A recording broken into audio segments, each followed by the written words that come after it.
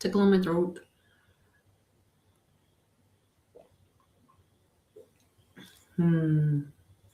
How is your Wednesday going?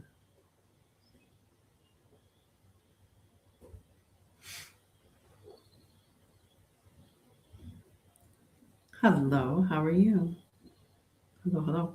So I'm alive on multiple channels. I have 2 TikTok channels that are live, and then I have 2 YouTube and a Facebook channel that's also live.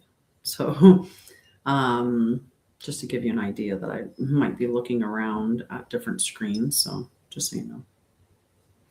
And we're here to talk about spirituality, talk about embodied spirituality. We'll talk about elements. We can talk about healing and awakening. We can talk about trauma recovery. We can talk about a lot of different things. Hello.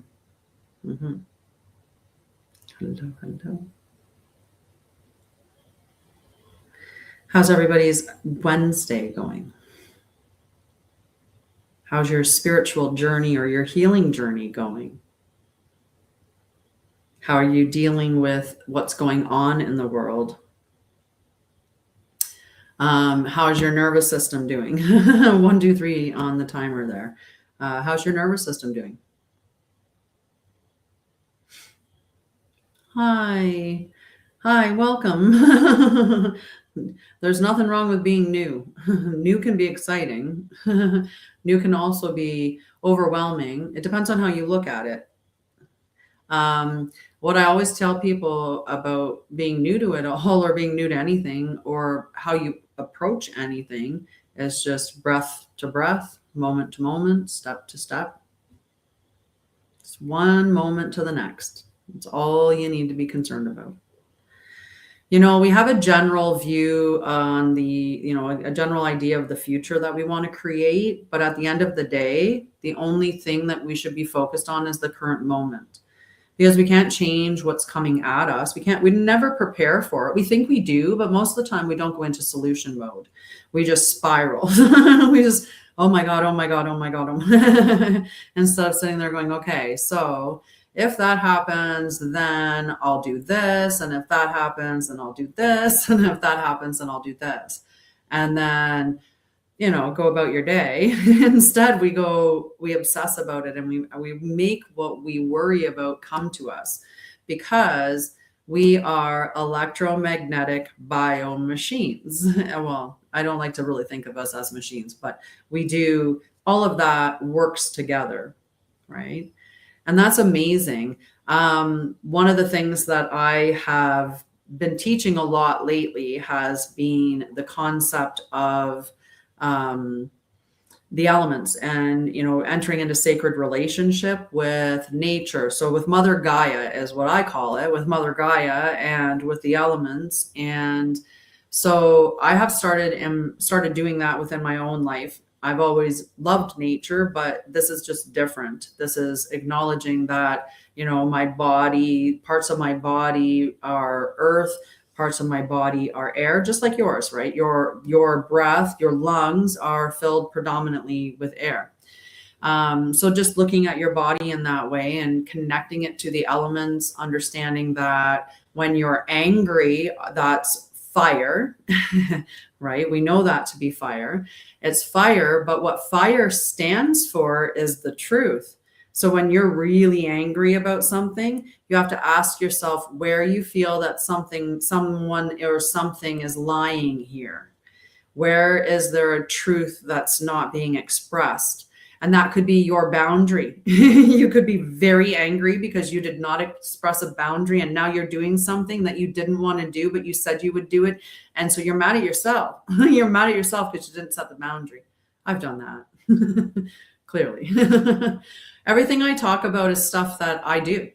That's what started everything that I have done in my company for the last 5 years. I worked as a nurse, and I was the director of nursing and for a hospital long-term care, predominantly looking after the emergency department and acute care. And I left after my healing journey, and I started my company, and I thought I'm going to help people with trauma and mental health. And I still do that today. I still guide people on their journey. Yeah. And it's you, and sometimes it's because we were not acknowledging our own boundary or not speaking up for ourselves.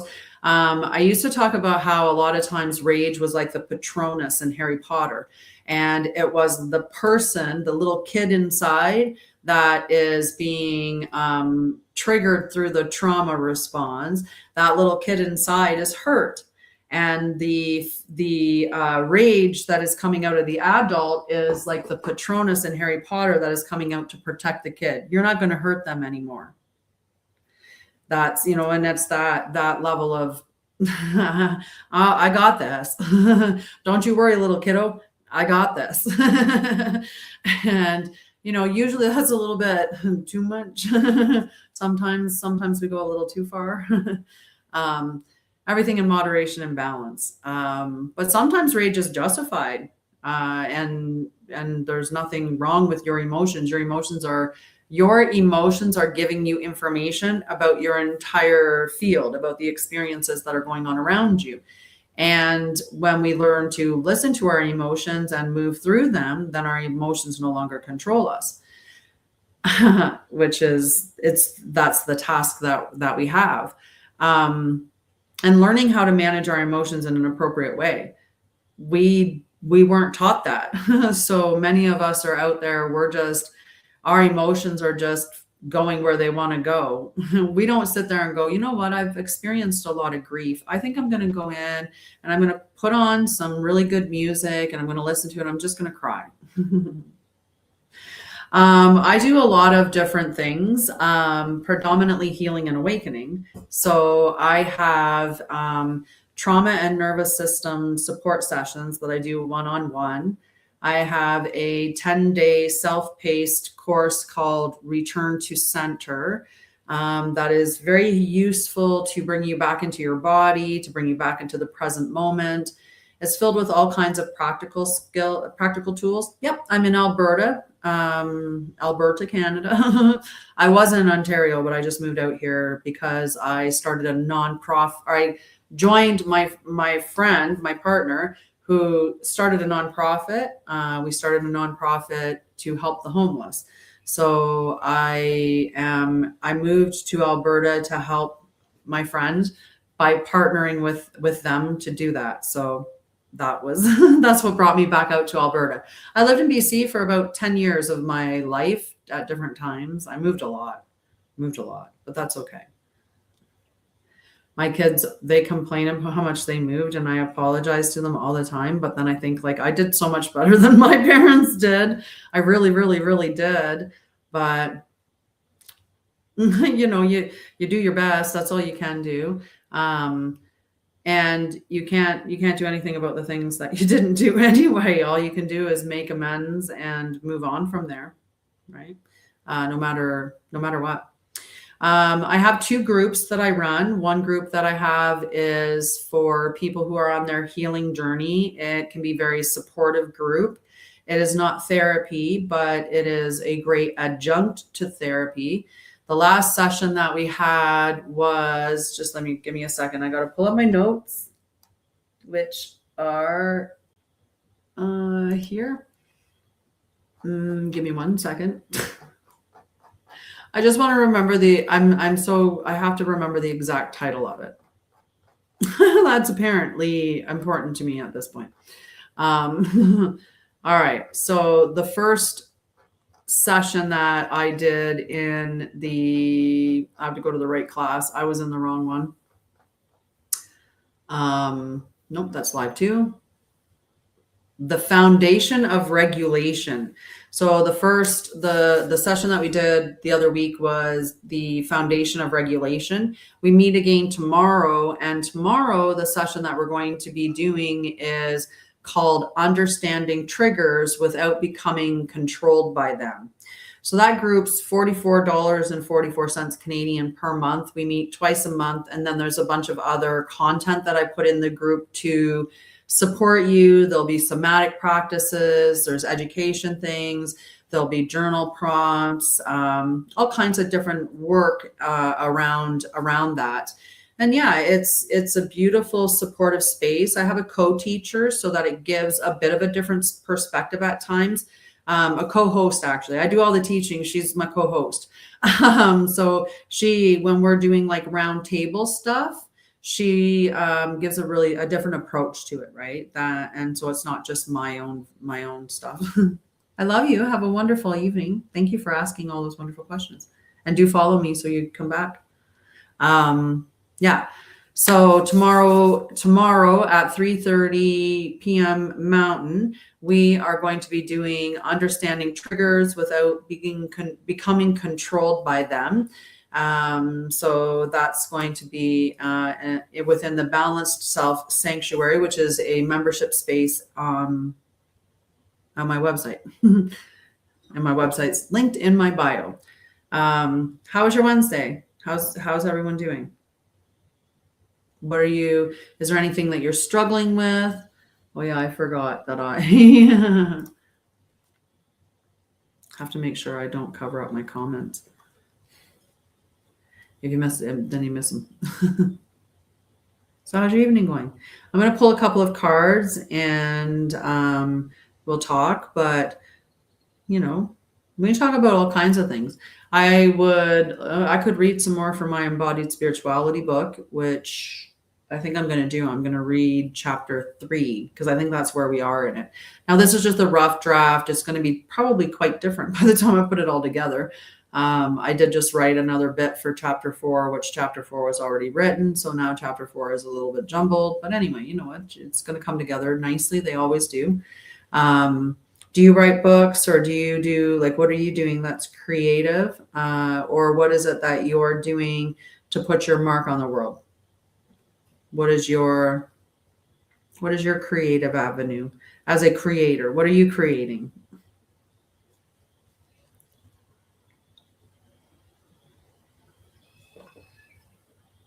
I don't know why I was supposed to go, oh, that was a good accident. That was a really, really, really happy accident. I feel like Bob Ross. That was a happy accident, very happy accident. So on solstice, I performed. Well, I did. Solstice was a really great day. One, it was involving, it was a bunch of different things all at once. But one thing was my book was published. So this is book 7 in the Unlikely Heroine Chronicles. And this is Sha'Ryah and the Ghost Who is Afraid of the Dark. So if you will be so lovely as to let me read you a little bit of that, I would appreciate it. So first I'm just going to hold it out here so I can read the back of it, where there's no glare on it. All right, Sha'Ryah and the Ghost Who is Afraid of the Dark. That's not too close, is it? I guess a little bit. All right, Sha'Ryah, there. I think we're getting to a good spot for everybody. For 3 screens. All right, Sha'Ryah and the Ghost Who is Afraid of the Dark. The Unlikely Heroines Chronicles, Book 7. Sha'Ryah has always loved quiet nights, soft moonlight, and the peaceful whispers of the forest. But when she begins hearing a mysterious voice outside her window each evening, she discovers something she never expected. A ghost who is afraid of the dark. Oliver is gentle, lonely, and hiding from the shadows he believes are waiting for him beyond the lantern glow. While the rest of Willowbrook fears ghosts, Sha'Ryah sees something different. She sees someone who needs a friend. Together, beneath the moonlit trees, glowing lanterns, and drifting fireflies, Sha'Ryah and Oliver begin a journey of courage, trust, healing, and hope. Because sometimes the bravest thing you can do is step gently into the dark and discover the light waiting there. A heartwarming, magical adventure about friendship, fear, emotional healing, and learning that even the smallest light can guide us home. I just love it. It was written for my niece, but this one specifically was dedicated to a more general reading. So yes, this is now available on Amazon worldwide, and then it will be available shortly on my website as an ebook. I try to get all of my books up on my website as ebooks so that you can purchase them, have them available on whatever device. It's a PDF. So you'd be able to show the pictures of the book, to your child and read it to them, using an iPad or something, or even printing it out. You can purchase the physical copy through Amazon until I figure out another way to publish my books. Okay. Because I would prefer to publish them through a different publisher or something. Myself, I'd like to self-publish, actually. I'd like to create my own publishing company someday. All right. So Sha'Ryah and the Ghost Who is Afraid of the Dark is available Amazon worldwide, and it will be available shortly on Amazon, on my website. Okay. And it's book 7.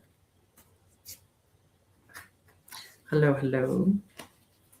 All righty. So I said I was going to read a bit of Embodied Spirituality. I'm going to read chapter 3. So Embodied Spirituality is one of the books that I'm working on. I'm actually writing a couple of books, it's ADHD, right? It's just what it is. There's no point in, it's just my brain.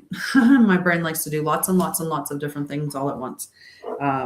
But I get a lot accomplished at the end of the day, so it's okay. And I take lots of time for rest and to just spend with nature as well.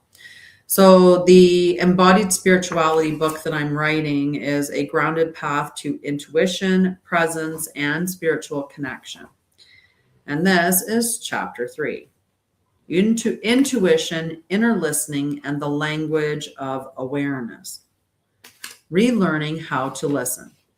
Most people were not taught how to listen to themselves.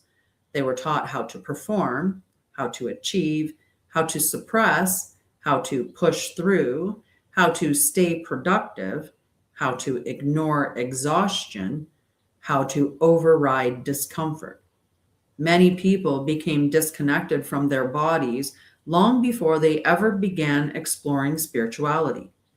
They learned to distrust emotion, to question their instincts, to dismiss subtle feelings, to intellectualize every experience. And over time, the constant noise of modern life made inner listening even more difficult. Phones, notifications, pressure, stress, comparison, endless information. The nervous system rarely receives silence, but intuition often speaks quietly. Not through force, not through panic, not through urgency, often through subtle awareness. A feeling, a pause, a sense, a realization, a shift in the body, a quiet knowing that something matters. This chapter is not about becoming psychic. This chapter is about relearning how to listen. Because many people are trying to access higher awareness while disconnected from their own internal experience. Embodied intuition begins with presence. What intuition often feels like. Many people expect intuition to feel dramatic, but intuition is surprisingly calm. Often, intuition is surprisingly calm.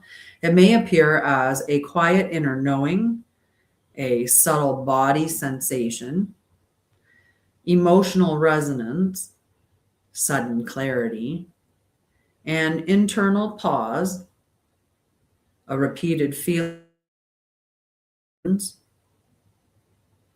a creative insight, symbolic imagery, a shift in energy or attention, a recognition that something feels aligned or misaligned. Fear usually feels urgent. Intuition often feels steady. Fear tends to spiral. Intuition often simplifies. Fear pressures. Intuition observes. This does not mean intuition is always easy or sometimes intuition asks us to rest, slow down, tell the truth, set boundaries, change direction, acknowledge grief, leave situations that are unhealthy, and stop abandoning ourselves. But even difficult truths often arrive with a deeper sense of clarity rather than chaos. The challenge is that many people struggle to differentiate intuition from fear. Sorry, I had to decline an invite to join. The challenge is that many people struggle to differentiate intuition from fear, trauma responses from inner knowing, emotional projection from symbolic meaning, nervous system activation from genuine clarity. This is why embodiment matters. The more connected we become to the body and the nervous system, the easier it becomes to observe our internal experience with honesty. The body as an instrument of awareness. The body constantly communicates information. Before the mind forms a complete thought, the body often responds first. Tightness, relief, warmth, expansion, heaviness, contraction, ease, agitation. Many people ignore these signals because they have been conditioned to live almost entirely in the mind. But embodied awareness invites us to observe the whole system, not to become hypervigilant, not to obsess over every sensation, but to notice patterns. For example, you may notice certain environments leave you feeling calm and regulated. Some conversations leave your body tense for hours. Creative inspiration increases after rest and silence.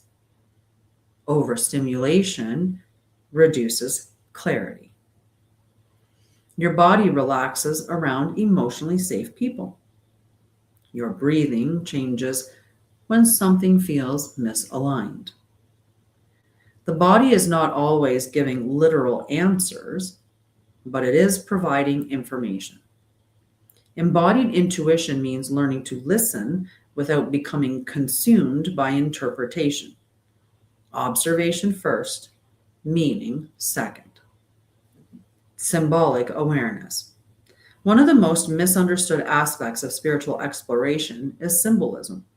Humans are naturally symbolic beings.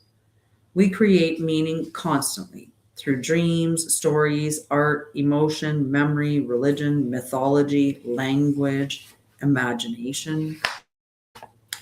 During meditation, journaling, dreams, or reflective states, people may experience symbols, colors, archetypes, recurring images, animals, landscapes, phrases, memories, metaphors. These experiences can feel deeply meaningful, but symbolism is not always literal. A dream about water does not automatically predict an event. A recurring animal image does not necessarily mean a supernatural being is contacting you. Sometimes the mind communicates through metaphor. Sometimes the nervous system processes emotion symbolically. Sometimes subconscious awareness uses imagery to express deeper truths. The goal is not to become obsessed with decoding every experience. The goal is to become more reflective and aware. What emotions arose? What associations do I personally have with this symbol? What was happening in my life at the time? What might this reflect emotionally, psychologically, creatively, or spiritually? Healthy spiritual exploration leaves room for mystery without demanding certainty. Intuition and emotional healing. One reason intuition can feel confusing is because unprocessed emotion often speaks loudly. Fear, loneliness, grief, longing, shame, anxiety. All of these influence perception. This is not weakness, it is part of being human. Sometimes what people interpret as intuition is actually fear seeking certainty, emotional projection, unresolved attachment, hypervigilance, wish fulfillment, avoidance of discomfort. This is why emotional healing supports clearer perception. The more emotionally honest we become, the easier it is to observe our inner world without immediately reacting to it. Embodied spirituality does not shame emotion, it invites us to become aware of it. You do not need to become emotionally perfect to explore intuition. Honesty creates a stronger foundation than spiritual performance. Reflection questions for this chapter would be: when have I experienced moments of quiet inner knowing? Quiet inner knowing is known as claircognizance. What does fear feel like in my body? I hope that you've never had to experience it, but I feel like you probably have. Most of us have experienced fear in some quantity. What does calm clarity feel like in my body? I hope that you've experienced that calm clarity. What environments help me hear myself more clearly? Well, I would say quiet environments definitely help me hear myself more clearly. Do I tend to overanalyze my inner experiences or dismiss them too quickly?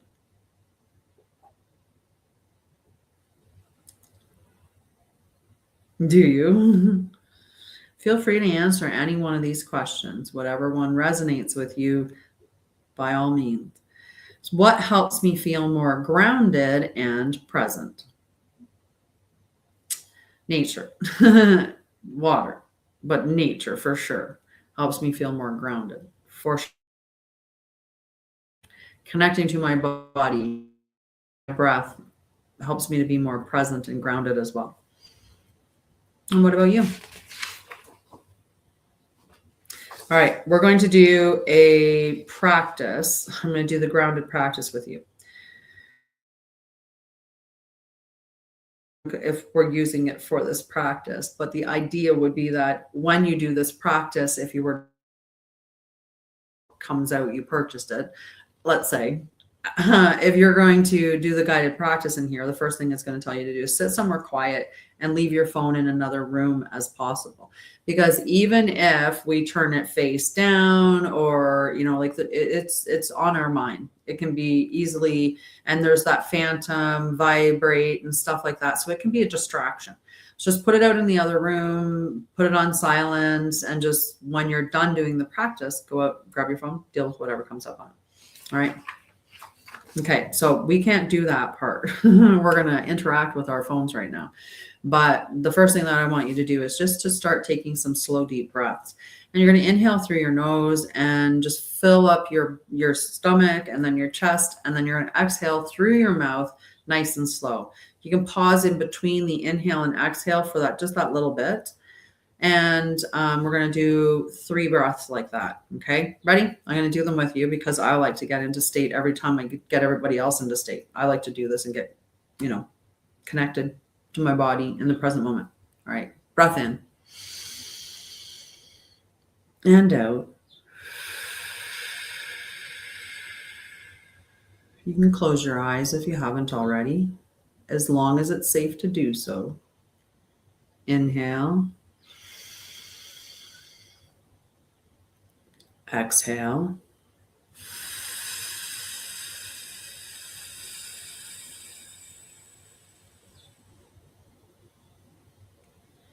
Inhale.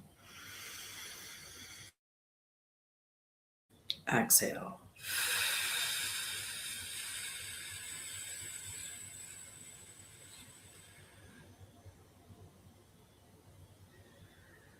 Now, just allow yourself to return to your natural rhythm and just notice that rhythm of your breathing instead of trying to receive anything. No messages, no visions, no nothing. You're just simply being.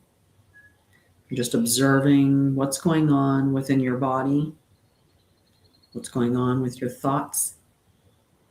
Sensations are you feeling? What emotions are you experiencing? What are the sounds all around you? What's your breathing doing? And what are your subtle shifts in your attention? If a thought arises, let it. If an emotion rises, just notice it. But don't worry about doing anything, just notice. There's no forcing, no performing, no needing something drastic to happen.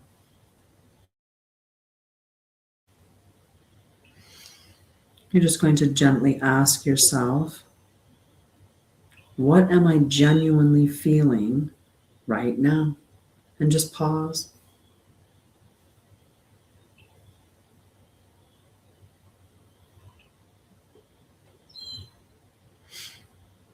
And then ask yourself, what might I need most right now?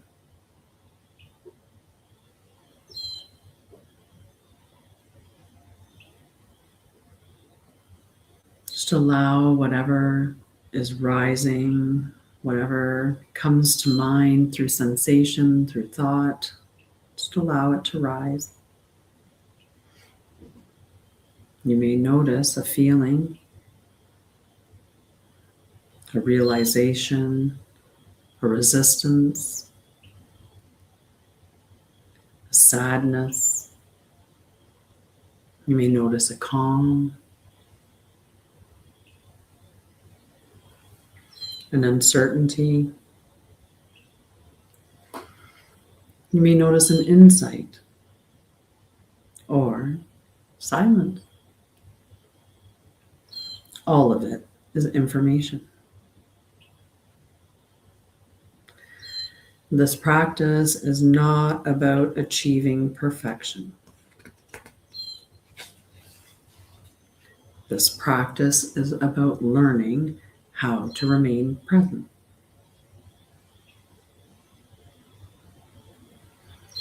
And that's it.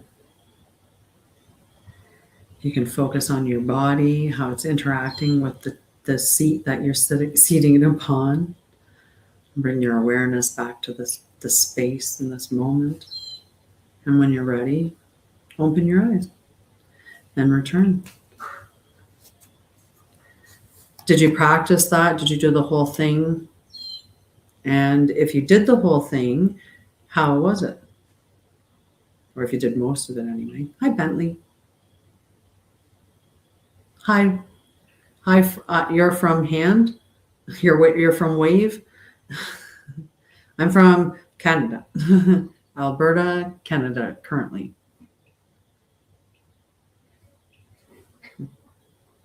Mm-hmm.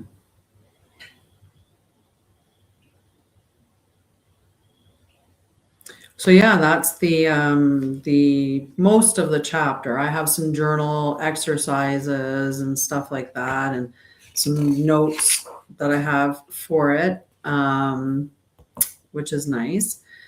And then chapter 4 is all about the nervous system and spiritual awareness for this particular book. But I'm also writing other books at the same time. I'm writing a few things. Okay. Well, I came on. I showed up. I was here. I came. I saw. I stayed on for an hour. I read some of my book.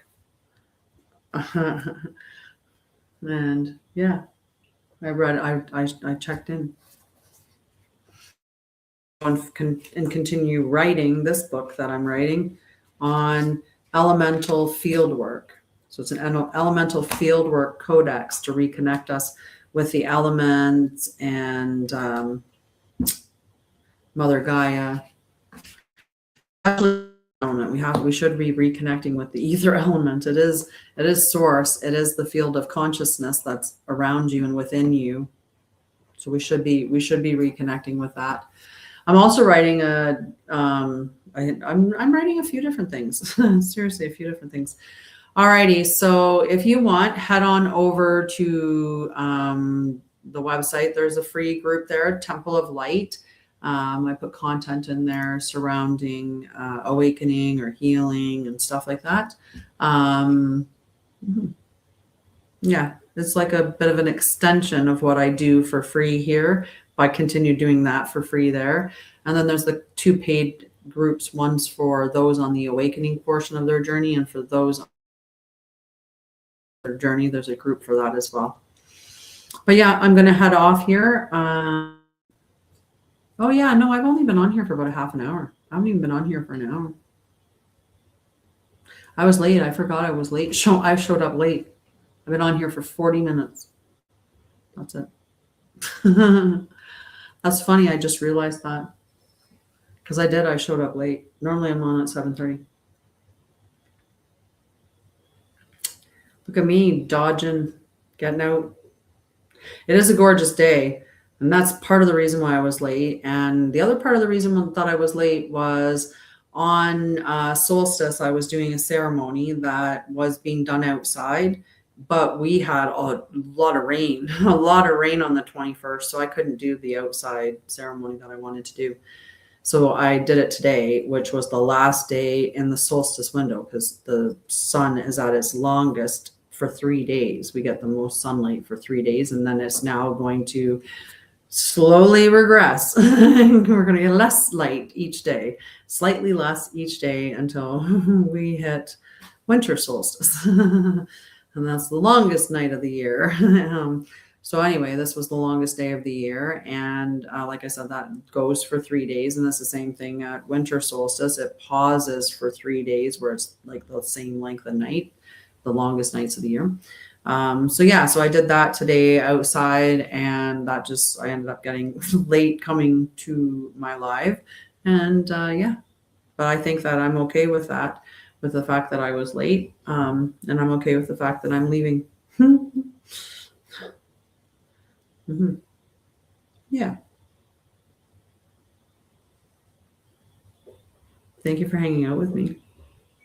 I hope you enjoyed the preview of the book that I gave you. And I hope that you were able to do the practice, or you found some value in some of the questions that I gave you, or some of the stuff that I shared. And I'm back on Saturday at 10 a.m. Mountain Time. On Saturdays, we do a check-in. We talk about the same thing. We can talk about healing. We can talk about awakening. You give me a question, ask me something. What do you need help with? We can do all kinds of things. I like, but anyway, after we do those types of things, all the fun, then I do a global meditation for peace, unity, love, and truth, plus to raise everyone to their highest harmonic. I use sacred geometry, and I use toning for it, or somatics. And that's Saturdays at 10 a.m. that we start. So if you're interested in doing that, that would be awesome, because the more people that do it, the better it is. So that would be nice.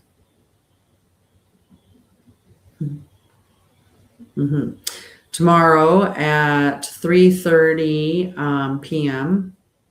Mountain Time, I will be doing the session in the Balanced Self Sanctuary, the live session.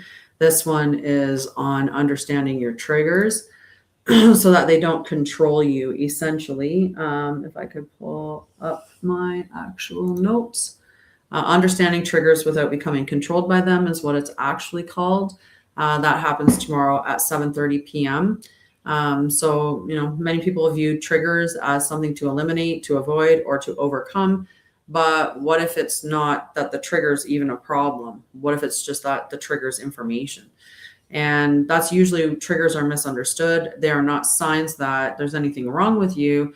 More often, they're signals from your nervous system that point towards something that needs attention, support, understanding, or care. So in this second session for the Balanced Self Sanctuary, we are going to explore what triggers actually are, why they occur, and how to respond to them without becoming overwhelmed, reactive, or consumed by them. Because remember, it's not the trigger, it's the reaction. Okay? The trigger is the thing that poked the wound. The wound is what, it's the reaction from that wound, like what you do because of that trigger happening. That is what needs to be managed. That's what needs to change. The trigger is just giving you information, right? If you get extremely upset about something, let's say somebody called you a name and they called you a name and you just lost it, right? If somebody came in here and started like oinking at me or calling me a pig or something like that, if I was still like, if I wasn't healed, that would be very, very hurt. I mean, it'd be hurtful for anybody, no matter what, whether you're healed or not. And that's okay. It's understandable that it's hurt. But through that hurt, I would not have responded very well to that, because when I grew up in the 70s. So Miss Piggy and Kermit the Frog. And so my mom thought it was cute. She called my brother Kermit the Frog and me Miss Piggy. That was not fun for me. And, when my uncles, who were mean and cruel, and, most of our parents back in the, Gen X kids, we had mean parents and uncles and aunts. So, I got called a lot of names. I got teased a lot by my family. It was horrendous. So if somebody had done that to me, that would have really, really triggered me.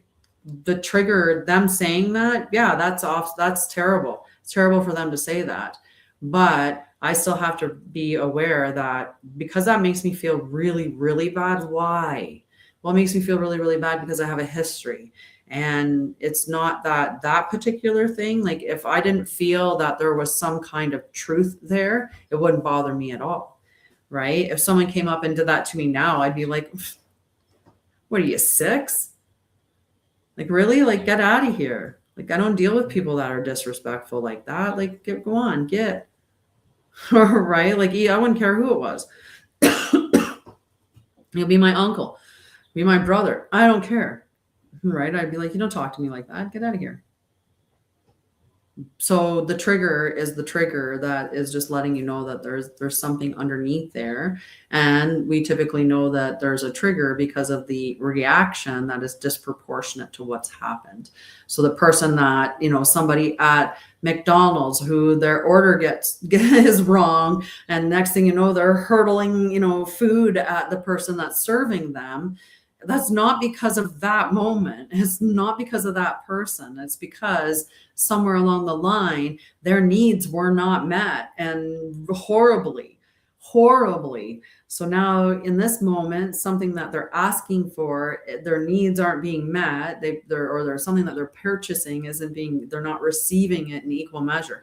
So, they're reacting to that past pain in this moment. And so it's disproportionate, but it's not that moment. That's the issue. Right? That's why a lot of times people are like, I don't even understand. I don't even know what happened. I don't understand what I said or what I did. Like, he just started flying off the handle. Yeah, because it wasn't you. It was 1982 or something, equally, 1962, somewhere back there. Something happened, and sometimes we don't even know, because it's like it's ancestral. We carried it on and on and on. And, it's just some intergenerational trauma that we have to work through. So the important thing is when the trigger comes in, to go, whoa, okay, there's something I need to deal with here before I go getting all and, making a mess of my life by saying things I'm going to regret, or breaking something that I then have to replace, or whatever, right? So if you learn daily soothing techniques to bring your nervous system down to a really good space, that's one part of it. And then that way there you have more window of tolerance when things happen, which things will happen. And so then that window of tolerance gives you more opportunity to go, wait, I'm getting triggered here. Why? Why is this upsetting me so much? Oh yeah. Because my mom used to call me Miss Piggy, and, told me I was, I looked like a pork chop once, or whatever. Like, so you have those things come up and that's the whole point. That's what metacognition is when you actually sit with your mind and you ask yourself, why am I thinking this? Why am I acting this way? Why am I doing these things? Why do I believe these things? Right? When you have those questions in your mind and you actually question what you are doing, that's when you are going to heal. You're going to overcome things. You're going to, like if you're talking about being, a chosen one or new earth or starseed or any of that, that would still apply to the new earth, would be the people that did the freaking work, that, they're not flying off the handle because someone got their fries wrong, because they've already looked at the fact that when they were a child, their needs weren't met. And so they meet their needs now and they're compassionate with themselves and, they've done the work. Mm-hmm. Thank you. Appreciate you. What do you guys want to talk about? I'll hang around if you guys want to talk. If you guys have some questions. I have a lot of different knowledge. A lot of different knowledge. You just have to start a conversation and I'll go with it. And I channel pretty freely, so the only problem with channeling freely is then if something pops up and then it can distract me and it pops me out of my channel and then I don't know where I was, because when you're channeling, you're not the one. It's coming straight through my oversoul. My house out. But yeah, if you want, we can talk about anything. I'll read you Sha'Ryah's book. I've been trying really hard to record it without messing it up, but I can't seem to read this book without stumbling over the words. I'm just like, oh my goodness. I'm glad it's a child's book. I have an easier time reading the Embodied Spirituality. It's hilarious. It's up to you guys, what you guys want. Ooh. I could always read the channeled message from today. It was all about simplifying your life. That was the big note that came through, to simplify your life. If you don't like something, don't do it. If you don't like someone, don't hang around with them. If you don't like your job, find another one. Literally, you do what you need to do to make your life a life that you love. And that's without harming anybody. No harm to anyone else, right?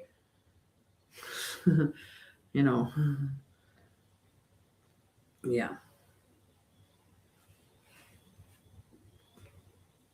Mm-hmm. What do you think? No comments?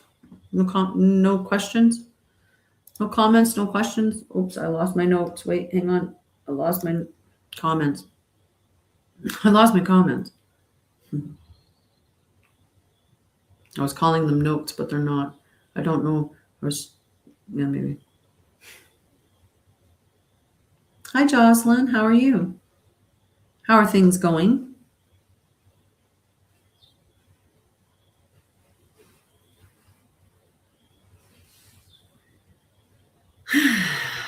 What do you think, guys? How's your Wednesday? Are you on the healing part of the journey, or are you on the awakening part of the journey? Or are you kind of like in the hybrid where you're doing a little bit of both?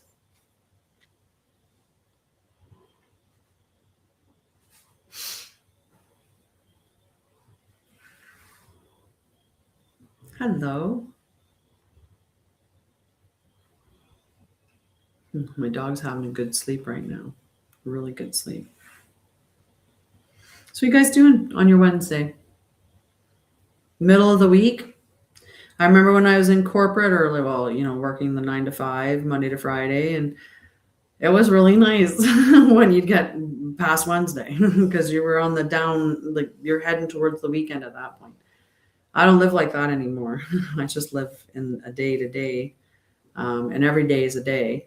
And I actually do more work on Saturday and Sunday, because I have a live on Saturday and I do a live on Sunday, and then I just do one on Wednesday. So Monday, Tuesday, and Thursday and Friday, they are days that I have the ability to put like a little more time into Hugs, which is my Hugs for Homeless is my nonprofit.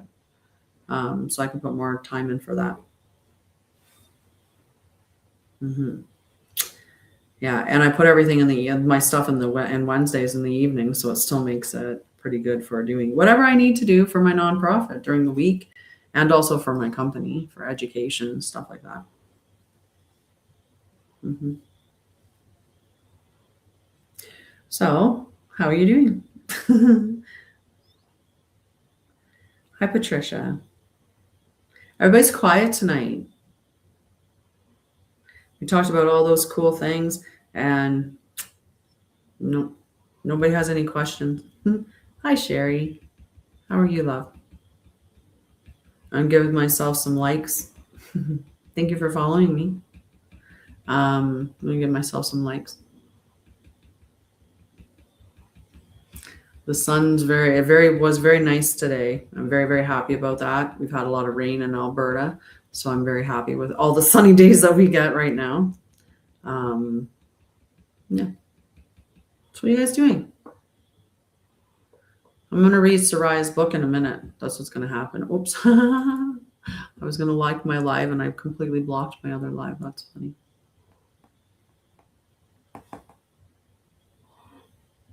Hello, how are you? I talk about things about healing and awakening. I create a lot of different things. I write a lot of books. I have 21 that are published now, mostly children's book, but I am writing a bunch of adult books currently. I'm writing a book called Embodied Spirituality. And so that's what I tend to talk about is spirituality from an embodied state.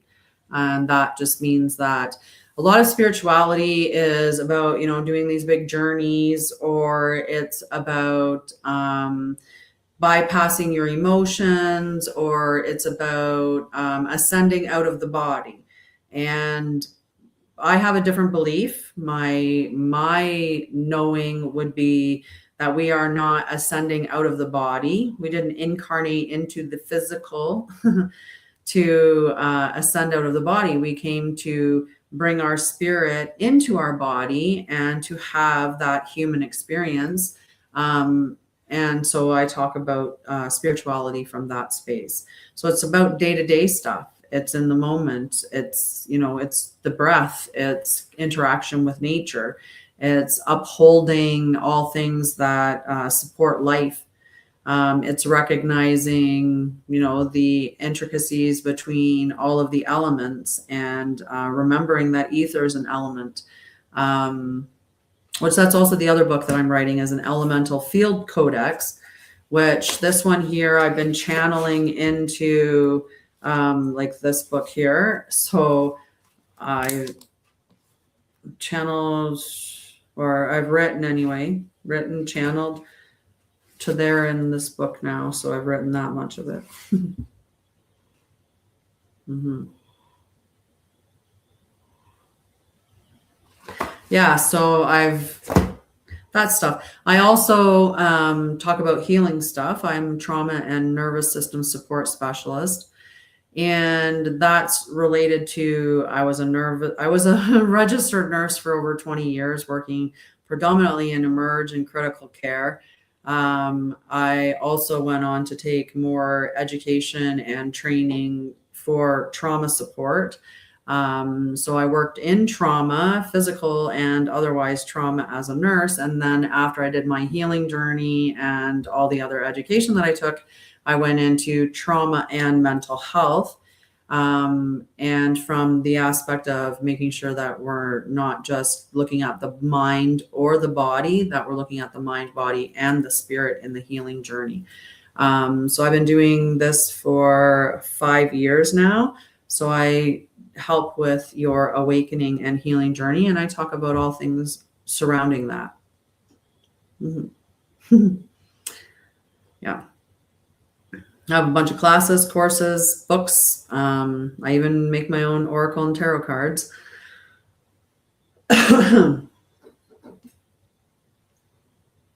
that.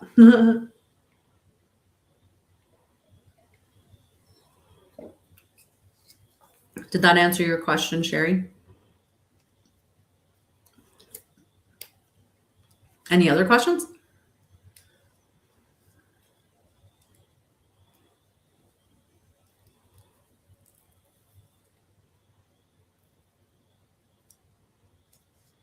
Hello, hello. Hi, CBC Edmonton. I don't know if they're there or they left.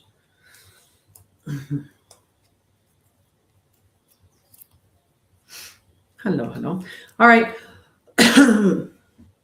Well, if you guys don't have any questions and my throat's got a tickle,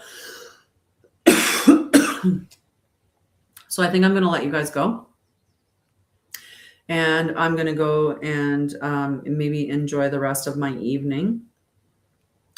If you're looking for assistance with your healing or awakening journey, go check out my website. And if you're looking for some books for your children who are, you want them to be a little more spiritually aware, you can go check out the books that are available either at my website or on Amazon worldwide, where you can get your physical copy. At my website, it's only the ebook version.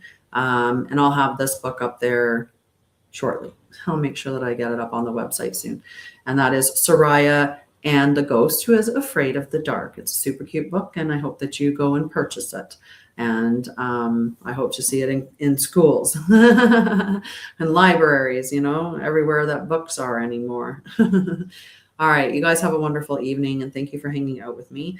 I love you guys. I'm just going to show you the cover of the book one more time, nice and close on that one.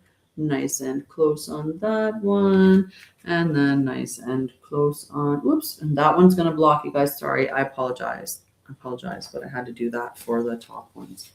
Okay, so this is the 7th book in the Unlikely Heroine Chronicles. There are obviously 6 other books. Tiana, the Goblin Slayer, sort of. Parisa befriends the pixies. Sha'Ryah teaches a wolf to meditate. Mariah and the Pegasus who wouldn't fly. Tiana and the Phoenix who refused to burn. Parisa and the Mermaid who was afraid of the water. And Sha'Ryah and the Ghost who's afraid of the dark. And then in the fall, it will be Mariah and the Tree Spirit who refused to grow. So that's the next book that's due out.